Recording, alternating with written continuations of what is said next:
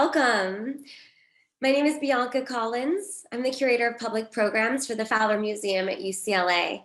Thank you for joining us today or tonight, depending on where it is you're tuning in from around the world. The Fowler is honored to present today's program with the African Art in Venice Forum as part of our Fowler Talks series. The Fowler is honored to be a convening place for conversations, lectures, and readings that explore the many ways art creates meaning and defines purpose for people across the globe. The African Art in Venice Forum, otherwise known as AAVF, is a free public platform presented in Venice, Italy during the opening week of the Venice Biennale, produced by African Art Dialogues, a not-for-profit organization registered in Italy whose members serve on a pro bono basis. The event provides opportunities to discover, learn, and discuss topics and projects related to contemporary art from Africa and its diasporas. This year, AAVF took place on April 20th and 21st, and even from across the pond, it was clear they made a pretty big splash in Venice this year. We are pleased to be joined today by my friend and AAVF founder and director, Neri Torcello, for our program moderated by AAVF board member Azza Satti, who will talk with a group of panelists who participated in this year's forum in conversations about the rise and impact of intra-African cultural cooperation, activities promoting Black history in Italy, African artists who have established foundations to support creativity and education, and women leading in the African creative sector. Azza will introduce the panelists shortly. Before we get going, I just have a few quick technical bits of housekeeping. When screen sharing begins, I encourage you to click View Options and select side-by-side mode. And if you have any questions during our program, please do submit them through the Q&A function found at the bottom of your Zoom screen. You can submit and upvote entries that you would like to be considered to be answered at the end of the program. All right, that's all from me. Over to you, Neri. Thank you, Bianca. Thank you for this invitation, and thank you to the curatorial team and direction of the Fowler Museum at UCLA for hosting this session and promoting our program as well. Hello, everyone. As Bianca was saying, I am Neri Torcello, the founder of the first edition of the African Art in Venice Forum and co-founder of the not-for-profit organization that is now managing it, African Art Dialogues, together with 6 amazing people. Azza Satti and Ilaria Conti, who are here with me today, but also Georgiana Wordbutt, Alexandra Topalski, Attilio Meoli, and Lupo Geronazzo-Alman.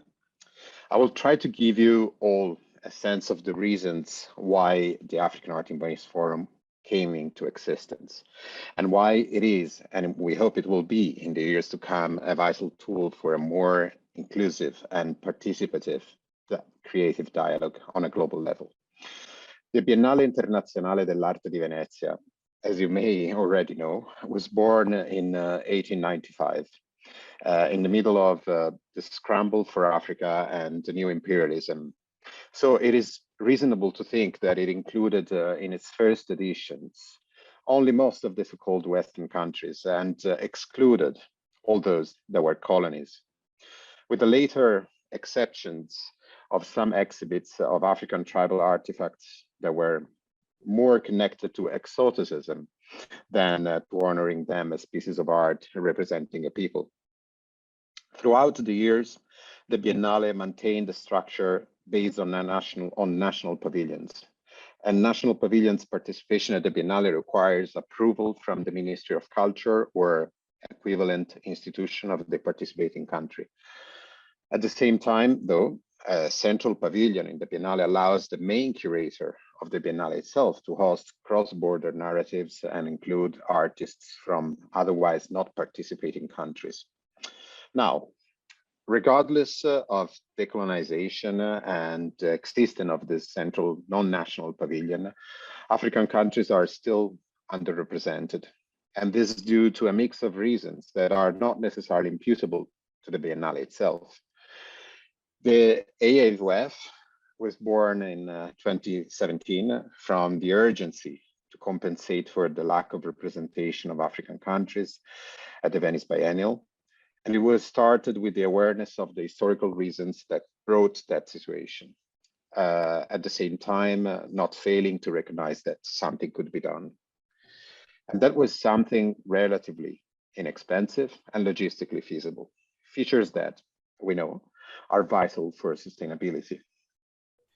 So the African Art in Venice Forum is now a well-known and recurring event, we could say, in its third edition, a platform for African art narratives to be presented to the world and a more inclusive dialogue to be promoted. The structure of the AAVF, which is based on content partnerships, allows a multiplicity of voices and perspectives to be heard and presented. Furthermore, our Screening Sites program, of which the Fowler Museum at UCLA is part of this year, allows organizations around the world to promote accessibility to an otherwise distant event, facilitate local community interaction and awareness on the topics that are discussed at the African Art in Venice Forum, and allow screening partners actually to develop collateral events based on our free content. I like to compare what I see happening nowadays during the Venice Biennale to the undersea life inhabiting the shipwreck of an epoch, a marine ecosystem where the past offers plenty of nourishment to most kind of symbiosis and interdependencies. In this picture, the AAVF is one of those safe spaces that one can find within the already safer sunken ship. A protected niche for new life and creativity to digest the course of history. Specifically, the AAVF presents new narratives from the African continent and its diaspora. And it is there as an invitation to be part of a more inclusive creative dialogue. Representation, in fact, becomes a complex matter when seen through the lenses of the national pavilion structure of the Venice Biennale. The rich fragmentation of the creative dialogue in one country and its dynamics of influence and interdependence cannot be easily represented by a single narrative without losing important complexity. So the risk of misrepresentation is around the corner for many. Sometimes it may come from corruption, power balances, and unjust distribution of resources, while some others can come from the inability of certain promoters or curators to represent diversity and address social issues that are specific to the people we aim to find representation for. But let me also say that the Biennale Internazionale dell'Arte di Venezia is also an important, more than anything, is an important stage offering an opportunity for a multiplicity of artistic narratives to be presented and heard. And as the Biennale is perceived by its audience as a global platform, accessibility and representation become even more vital to promote an inclusive creative dialogue in a just society. The African Art in Venice Forum, AAVF, with its discursive and content partnership-based format, is an agile platform to allow this to happen, exactly when the hearts of those sensitive to artistic expression are tuned in to the frequencies of the Venice Biennale. So allow me to finish with a 1-minute video to show you what the AAVF looks like when you are in Venice, so that you can all get ready to join us in 2024. And the voice over that video that you will see is from Skinder Rundle, director at British Council Arts, who was part of our opening remarks. Thank you. You know, it's always wonderful to be in one of the most beautiful cities that have been man-made in the world. This juxtaposition of this forum, this intracontinental moment of solidarity and bringing art and culture together is indeed a special moment. And this city, you know, is a city of water, a city of bridges, many islands. There's 400 bridges, by the way, and that's incredible. And we're building bridges here. The African Art in Venice Forum in its third edition. This is a great moment. It means it is positioning itself as one of the key centres of gravity in the discourse within African contemporary visual arts, culture and expressionism. Of course, it is not the only one. There is much happening worldwide, and I know in the UK we are on a real big roller coaster right now. But it is a forum curated with focus within the magic of an international biennale of huge proportions in an inspiring space and place. The very room we are in, for example.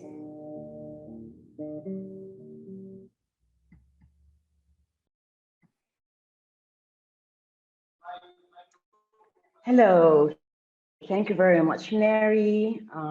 Hello, everyone. As Bianca mentioned, I am Azza Satti. I am the founding board member of African Art in Venice Forum, as well as African Dialogues. This morning, we are joined by the following speakers. Justin Randolph Thompson is an artist, cultural facilitator, and educator based between Italy and the US since 1999. Thompson is co-founder and director of Black History Month Florence and the Recovery Plan, a multifaceted exploration of Black histories and cultures in the context of Italy, founded in 2016. We're also joined this morning by Anna-Alix Koffi. She's a creative director and photo editor of Something We Africans Got. She's born in Abidjan and raised in Paris. Anna-Alix has several projects related to photography and contemporary art between France and the continent. She's now working on Something We Africans Got, a quarterly journal about arts and critical thinking from Africa.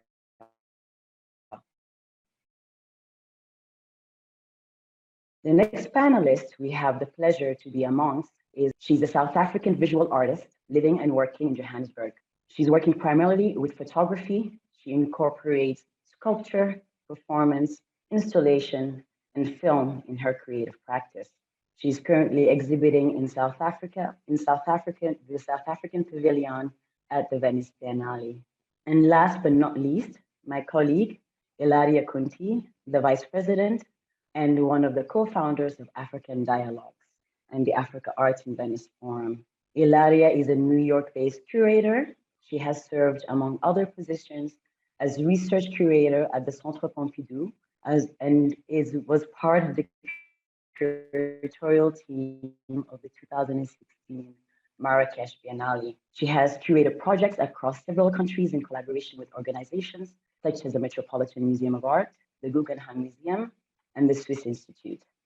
I would like to pass on the mic to my colleague, Ilaria, for her to share a summary of the events and conversations that took place at the Africa Art in Venice last week. Thank you very much, Azza, and also, again, many thanks to the Fowler Museum, many thanks to Bianca Collins for the invitation. I would like to begin by taking the cue from what Neri was discussing and really start by emphasizing that collaboration sits at the very heart of the forum because this is always organized since its very first edition with numerous content partners that contribute topics, but also bring to the space of Venice several speakers. And this is a very important characteristic because it's really what allows to cultivate a polyphonic approach where the forum really serves as a platform, which is to say, as the infrastructure that allows for people to gather and conversations to take place communally. So because of the isolation and the challenges posed by the pandemic, for this year's edition of the forum, we decided to enhance our focus on collaboration through panels that addressed this notion specifically, both within the African continent and also across different regions and several contexts. So in terms of looking back at what the forum was, I would say that approximately half of the panels of the forum focused on this topic of collaboration. And a key highlight to this approach was the opening panel of the forum, which focused on issues of restitution with speakers such as the director of the National Gallery of Benin, but also focused on how the process of restituting artifacts speaks to contemporary art and also informs the thinking of living artists. And this is something that was addressed by panelists such as Silvia Forni, who's a curator at the Royal Ontario Museum, and Alicia Nock, a curator at the Pompidou Center in Paris. Other panels that focused on this notion of collaboration addressed artist-led initiatives in the African continent, and this is a panel that Alex will discuss in a bit, but also how to think about collaboration through the cultivation of the infrastructure of the contemporary art field as a whole, and also how nonprofit and for-profit actors can contribute to this infrastructural development by creating alliances and projects.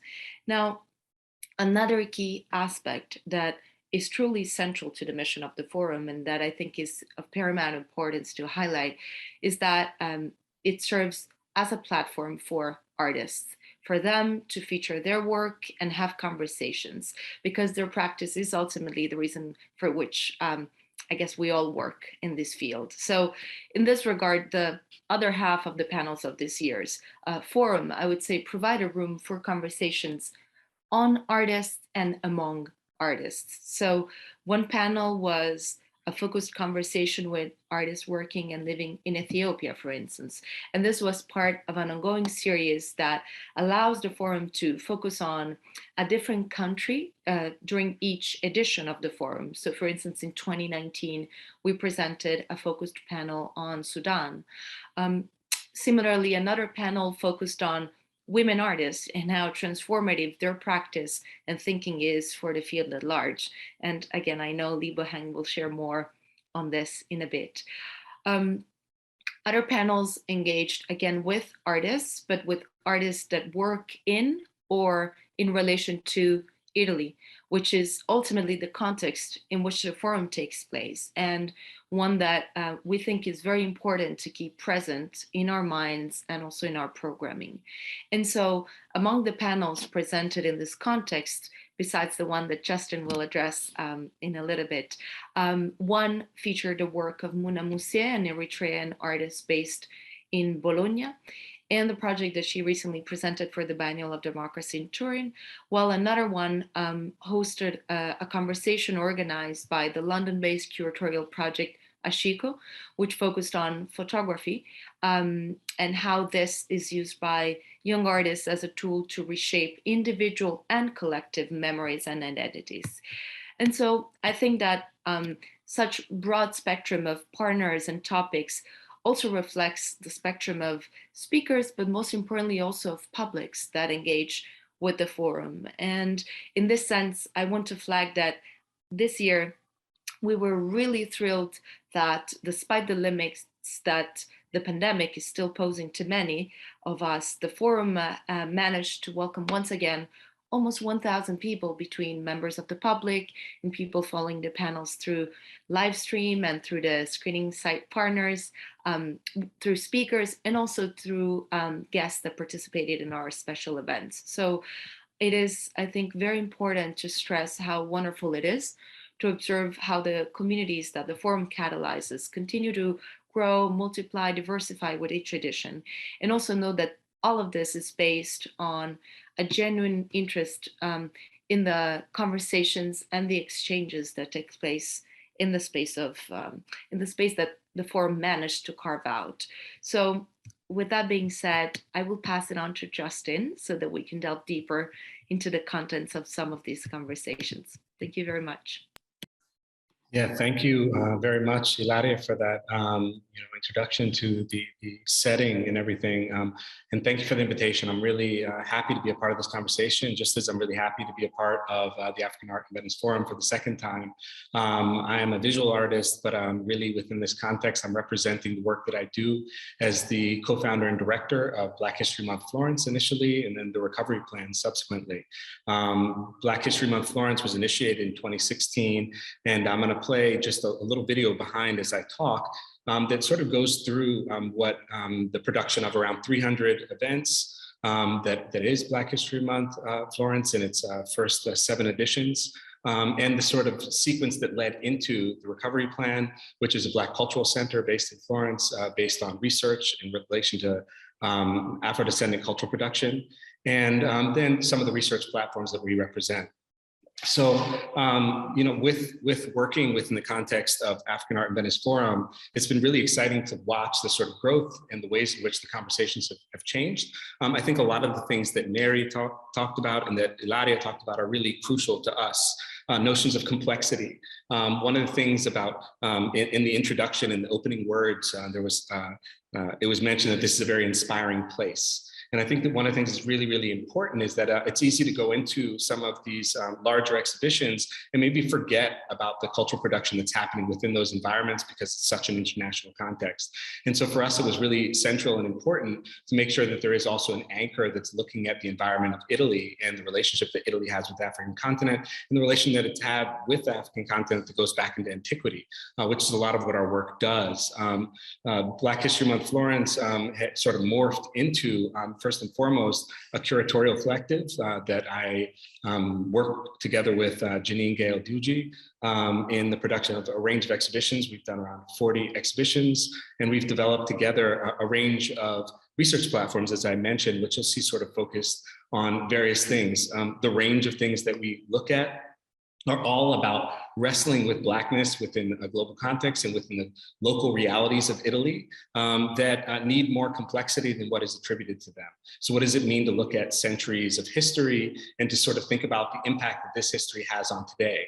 What does it mean to sort of move beyond the common narration of people of African descent within the context of Italy, which tends to link it to the past 20 years and really think about all of these centuries and their contribution to a reflection and to the development of certain cultural values. Our research platforms range from one that is called Black Archive Alliance, which was the first we developed.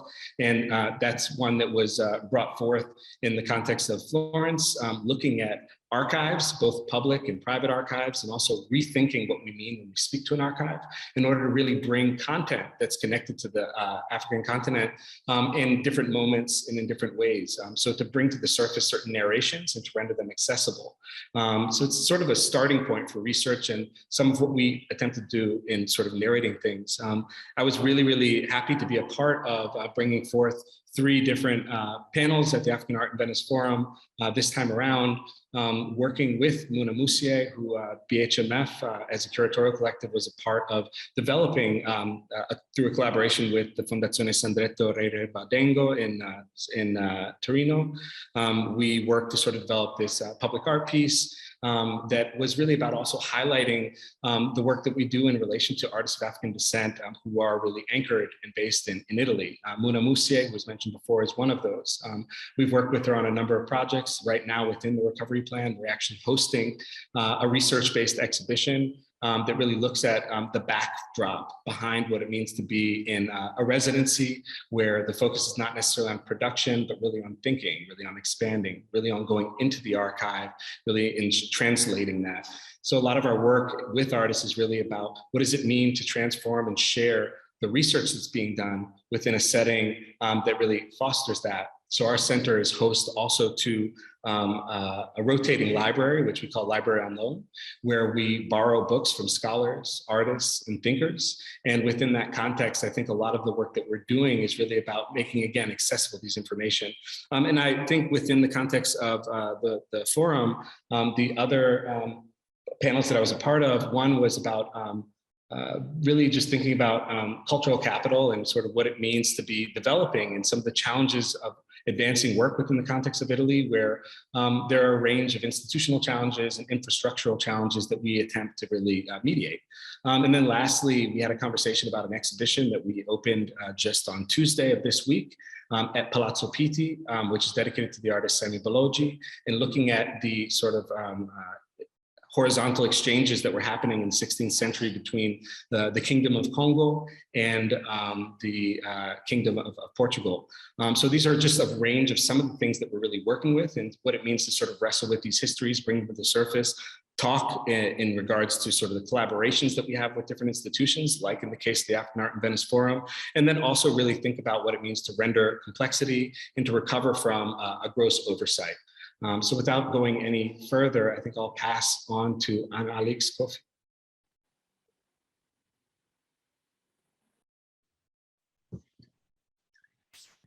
Okay, bonsoir. Thank you very much for the opportunity of being with you tonight. So I am Anna-Alix Koffi. I've been producing publication about art these past 10 years. I am also consultant for individuals or companies. I relocated myself in Abidjan 2 years ago because to me it is crucial to also speak from the continent. So Neri and I came up with the idea of this topic of cultural exchanges between private-run spaces or institutions in Africa, because I am myself opening something, an art center dedicated to video art and digital art in Abidjan the next month. We were discussing, Neri and I, what something could bring to a wider conversation, how it could be linked to different existing initiatives in Africa, how we could all cope with daily life difficulties. There are a lot of conversations that are being held independently. The real success will be to have those crucial conversations all together. I am ready for the images.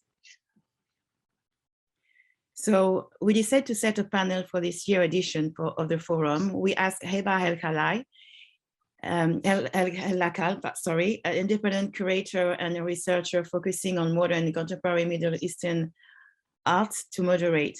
Discussing with her, the title came, Coming Closer Together, Intracultural African Art Exchanges and Artists Foundation. The panelists were Roger Ballen, artist and founder Inside Out Center of the Arts South Africa, Ibrahim Mahama, artist and founder Savannah Center for Contemporary Art in Ghana, Muataz Nasreddin, artist and founder Darb 1718 Egyptian Contemporary Art and Culture Center in Egypt, Karen Monica Rainey, curator, Lusaka Contemporary Art Center, Lukak in Zambia, and Belinda Alden, director at Yinka Shonibare Foundation, UK and Nigeria. The panel, presented in collaboration with Something We Africans Got, the journal that I published, was held the morning of the second day. From the panel that you can now watch online, we understood that the funding is a main difficulty. The different approaches were fundraising, private money, or the individual funders, or money for the patron.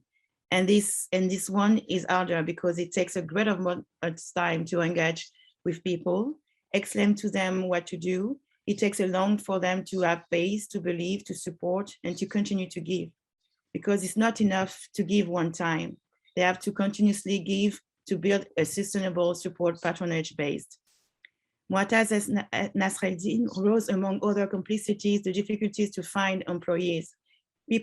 I'll quote him, people start working there, get more skills, and then leave because they find better position. So you have to start all over again. But on a more positive note, we could listen during the panel a wide range of point of views, and always the will to impulse changes from independent initiatives. More and more artists and art advocates are taking actions in several places in Africa and in the Black world to promote art and critical thinking in order to build bridges with the global conversation. Despite the lack of money, giving up the cause is not an option. I'll finish by quoting Heba, the moderator. What is interesting is that there were so many business cards swept after the talk that I truly believe that we have started a conversation, borrowing ideas from everyone's experiences or program. People were listening to what the other person were doing to get a sense of what could be done in their own foundation. I am myself going to suggest, he said, to my artists in Egypt to apply in the Yinka Shonibare Foundation. So I had a great experience to prepare this panel with African Artists Forum in Venice. This was great because I really think we can go further, and I'm sure that next edition will be more packed than it was already this year, and the conversation will continue. So now I pass the word to Lebohang.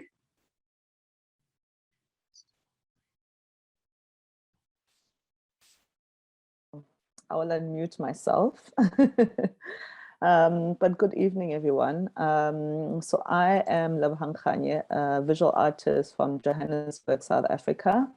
I participated for the first time in the AAVF talks and met Neri for the first time and some of the panelists that I was on the talk with. And that included Georgiana Ward-Booth, Janine Sisma, Raquel van Haver, and Ayana V. Jackson. And for me, I think as an artist that had been thinking for quite some time around independent practice, but also around sort of leadership in the art and what that looks like and what that means, especially as a woman from the continent, this conversation could not have come at a greater time. First of all, as an artist that was representing, or not representing, but an artist that was present or showing work at the South African Pavilion at the Venice Biennale, and then also in conversation with other female creatives that, where we were all discussing things around mentorship and what that looks like for you as a creative or you as a woman practitioner, and also sort of independent practices and what it looks like to formulate a structure within your practice that works for you. And so the conversation was delved into different ways of sort of creating structures and creating organizations, and really building new kinds of institutions and new ways of working, or really thinking through not alternative ways of working, but different ways of working that were healthy ways of working, that where you could formulate a structure or support that worked for how you work. And so with with the sort of conversations that we touched on, I would imagine that as the conversations continue tonight, that we would be able to delve into it and also into the sort of work that I make. But my practice is mainly centered around oral histories and how oral history has a close relationship to photography. And literature and theater form or inspire the sort of photographic works that I make. And I would imagine that we would engage more on that as we continue the conversation. So I will hand it over. Wonderful. Thank you. Thank you so much. I would like to invite the panelists to please turn on their cameras so we can start off our conversation. And Ilaria, Justin, thank you very much. Alex and Lebohang, fantastic. I would like to kick off the conversation by asking the panelists, how did your participation and presence at the Venice Biennale last week, and as well as at the African Art, in Venice Forum, advance your practice and knowledge, and what was your takeaway? Any of you can start off and tell us about your experience that happened last week. Yes, Alex. It's always very refreshing. I mean, it's going to be to Venice. It's always an experience. And after all this lockdown and the fact that we weren't seeing each other for maybe almost 3 years for some, it was very exciting to see live coming back again. And all the art and also the interest. And when we see the result of this Biennale, you just, as a Black woman or as anybody, I think you just want to cry. And about the forum, I mean, always a pleasure. I've been following the forum since the beginning. And I mean, participating, it's always an honor because Venice is the most important Biennale, as everybody knows. And having a discussion about African art or Black art there, it's very significative. Sorry, I'm speaking French now. And yeah, I mean, also the quality of the exchange. I think people, you can feel the urge of talking again together, and it leads to, as I said before, to open new conversation and to keep going on. And my wish will be that the forum could last longer, but also we have to see everything, so it could be difficult to be held on the room, but still. Yeah, I definitely agree with you. I think what happened is that, you're 2 days and there's thousands of things to see and people to meet and everything. And I think what we try to really achieve with the forum is really kind of create a home and a meeting point for a lot of us who are from these backgrounds and practices in terms of like how we share our knowledge and our practice, and as well to network. I would love for Lebohang to tell us as well about her experience at the Venice Biennale, for her to be able to show your work there, but also be present with us at the forum. Tell us, how was your experience for you for the first time to be there and to show, and how was the audience takeaway as well for, you know, your wonderful work to be shown there? So I actually showed one of my earliest bodies of work, which is entitled Black to Fairy Tales. And I mean, I imagine, well, not I imagine, there was quite a lot of anxiety from my end, you know, as it made sense to me as to why it was important to, for my participation to sort of be about this work, where actually a lot of my later bodies of work have stemmed from all of these, from this work basically, and the themes that this work touches on, which is around literature and how literature migrates to other contexts. So with this work, it looks at Western fairy tales and Western literature within the context of Africa, and how you know that literature becomes part of the education system. And it becomes sort of these grand narratives that as children we sort of identify with, and so, you know, and so with that work, I basically went back to the origins of some of these Western fairy tales, or Disney's versions of these fairy tales, and then looked at the original stories, which were the German Grimm brothers, and then contrasted that with African literature or African folklore. And so that's really what the work that I showed at the Venice Biennale was about. But also our participation this year was with three artists. So it's myself, and it's Roger Bellin and Phumlani Nduli. And so when you go into the space, you have a very different experience, you know, because it is these three shows that sort of speak to each other around sort of fantasy and memory, but also sort of personal narrative and personal narration. And so I think for that show to then also be happening in a time when the curator Cecilia had you know was the director for this year's Biennale, I feel extremely honored. And also I think for the conversation, for me to have participated in a conversation with the women that I sat alongside for the AAVF was an extreme honor, because the conversations were really valuable in terms of how we're thinking through sort of creative practice at this point. And really building institutions. And I think that that's really at the center of what I think most sort of practitioners from Africa are thinking about. It's how do we create new kinds of institutions, and what are those institutions about, and how do they have structures that have a sort of long-term support and a meaningful and impactful support for other creatives beyond ourselves.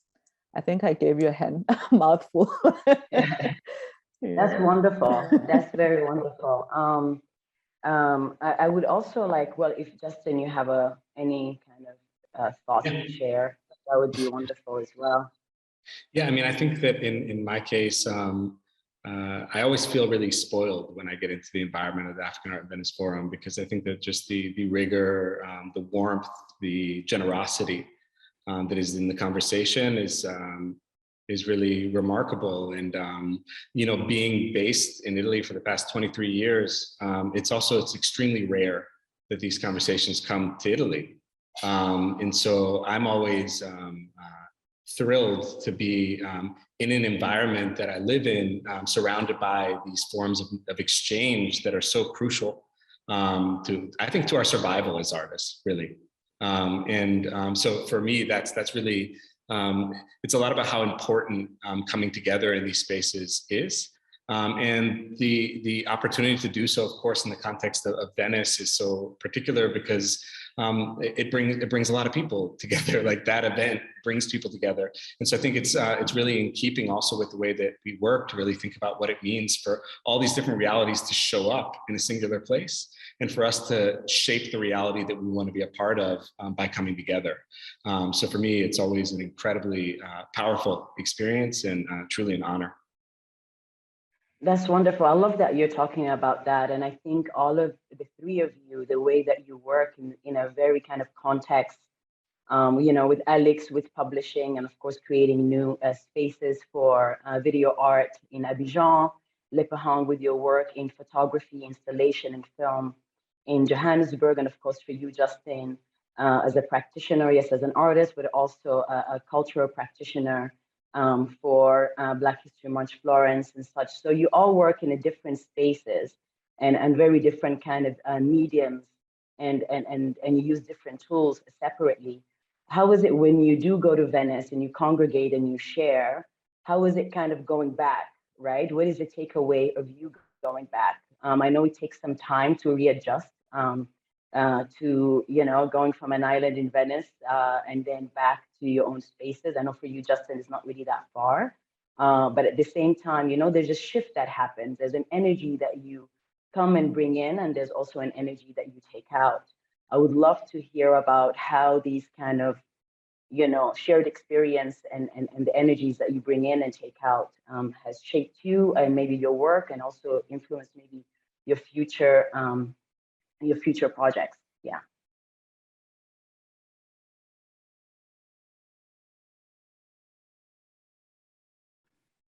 It's a loaded question, isn't it? But to me, I think I feel always I have candid answers because I feel like a child each time I relate it to my work or what I do. I think I'm lucky to be passionate as everybody's here, and super important to cope to resist, because it's very difficult. So what we get in Venice is a lot of inspiration. You get a boost seeing all those people inspired, passionate by what they do, raising very important questions, having a lot of conversation. So you take it with you, you process, and you try to make something out of it in where you live. You take to bring the Venice experience for my experience to the place where I'm going to build, and try to bring also those kind of conversation with the people around you where you live. So they weren't in Venice, but thanks to you, you bring something that you heard and you ask them, and then you try to start to keep the conversation going on wherever you are. Yeah, 100%. And I think, it takes, that kind of courage, right? And sometimes we feel like we're really working and living and practicing in a very kind of meta space, right? And I think most of you work very much in different communities, they're inspired by different communities and different kind of realities as well. I would really love to hear more about like the audience and how that changes the audience that you have in Venice, and how that audience also shifts and changes the one that you have back in your own context with the work and the practice that you do.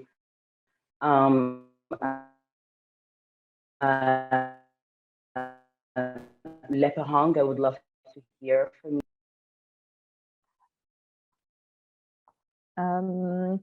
So I was just coming back to the word that you, or the statement that you made, that it is quite a brave act to sort of participate or take part on these platforms, and I think it really is that. I was having a conversation with Anna on one of the evenings as we were in Venice, and just speaking about how proud I am about her publication, Something We Africans Got, and Off the Wall. And I was just, and I think because of the sort of the bravery to start something, but also the bravery to see it through, is, I think it's something that I think we aren't we aren't patting each other on the backs enough for, because it takes a lot. And it also takes a lot because there's actually half the time not enough sort of financial support, or like, you know, you are the only one that's willing to take the risk, or you are the only one that really believes in this vision. You know, and I think that there's many initiatives. I don't know if that's even the right, if that's even the right word or phrase to use, but there are many important steps that we are taking as practitioners, or other practitioners are taking, that I think that even without any sort of financial involvement, that I do think that sort of knowing that other practitioners believe and, you know, are interested in being part of this vision in sort of different ways is the thing that sort of allows us to be able to build long-term initiatives. And I suppose that also in a time of coming to Venice like this, post the pandemic, you know, where I think every one of us has had to sort of think through their practice in different ways and really make a decision whether you're doing this thing or not. Am I being an artist or not? There's probably another way to do life, you know.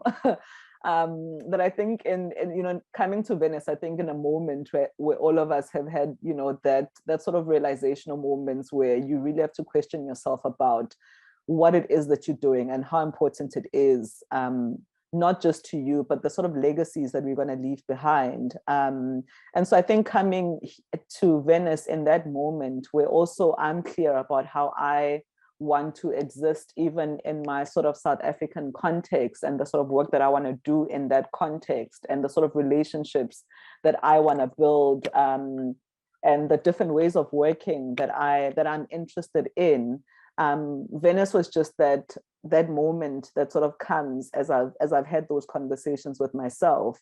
And so I think there's so much more to take back with me for my practice in South Africa, which is not just situated in the sort of South African space. I mean, I have a sort of a global practice, but I'm working from South Africa, and the work is about South Africa. But this could not have come at a better moment, I think, for me, because I've asked myself so many questions around what I do and how important it is for me, and how I want to continue having survived the pandemic.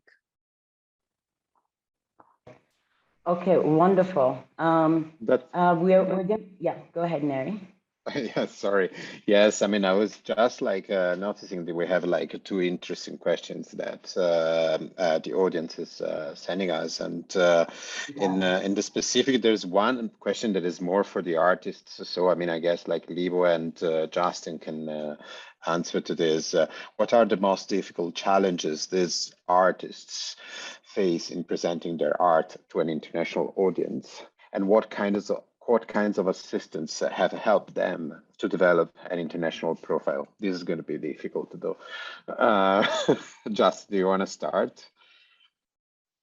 Sure. Yeah, no, it's a good question. I think, you know, really listening also just in this conversation, I'm really extremely happy of all the things that have been touched on, because I think a lot of the work that I see, in a certain sense, looking at the African Art and Venice Forum, you're looking at the importance of dreaming beyond our means, right? Because I think a lot of times, a lot of things that relate to exhibiting in an international platform is being sure that you're thinking beyond what you actually have. And that's something that is not so natural. We're not naturally inclined to do that necessarily. I think it's more that as artists, you know, who are maybe anchored in the understanding that we have the capacity to recalibrate value, social value and economic value and everything, it pushes us to sort of think that the narration is not the narration, right? There's more. The funding is not the funding, there's more. And sort of to really imagine that what we can do is actually not just what we are doing. And I think that the power of like being in a room and sharing those stories is a way in which we kind of start to understand that the struggle for funding, the struggle in relation to infrastructure is consistent no matter where we are. And really seeing that is actually really empowering, because it sort of helps us. We're in a room where we're all talking about this, yet we're all recognizing our agency. And so recognizing that agency talks about how much power is in that room. And so I think that really, addressing and really thinking about an international audience is first and foremost for me about really two things: specificity and positionality. It's really thinking about how specific are we being, how anchored are we into the realities in which we live, in which surround us, because those are the things that actually speak above and beyond anything that could be termed international.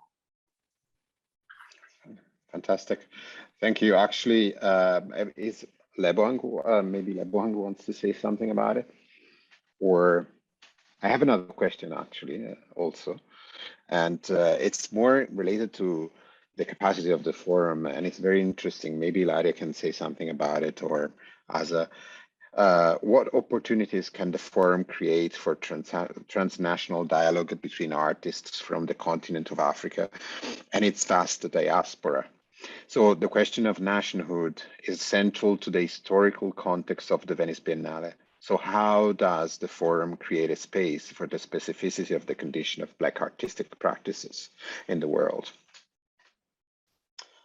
This is an actual wonderful question. I'm very happy to take it. I'm very happy that it arrived, because as my colleagues from the forum know, is something that we're all very concerned with. I'm very interested in, and I try to push always as we think about the programming and how we can move forward with the forum.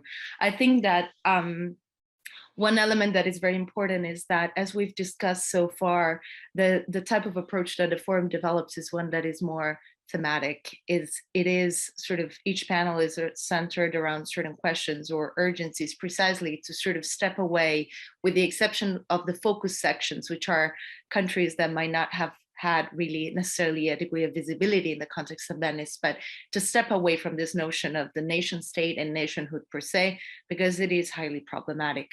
On the other hand, we've been trying to really cultivate more this trans-regional approach, of course, as we were saying just now, this year, focusing also on the work that the recovery plan and Justin have been doing in Italy, but also in past editions, I think about other very interesting panels that we had about cross residencies between Congo and Cuba. And really moving forward, the hope is really to think about, again, a forum that, yes, it's called African Art in Venice Forum, but it's really about Afro-descendant art in its multiple understandings and sort of tentacular ways of thinking. And the last thing I want to say about this is also that the forum, like every organization, and especially organizations like this that are in a certain way grassroots, meaning they come from a group that works pro bono, that doesn't bring with huge funds, huge resources right off the bat, but really builds those resources over time, is in a specific moment of its life. It's an organism. So right now we are at a point in which we've been trying to catalyze attention and work with a lot of partners that are present in Venice, but also for the future, really in order to cultivate these trans-regional connections. The hope is to be able to bring more and more artists, practitioners, and speakers that would not necessarily be in Venice. And that, of course, requires more infrastructural development and resource development. But the bottom line is also to really have this diagonal approach to what it means to have a forum of this kind in the context of Venice, and bring voices that might not necessarily be able to access the privilege that it is being in Venice, and especially being in Venice during the opening week of the biennial.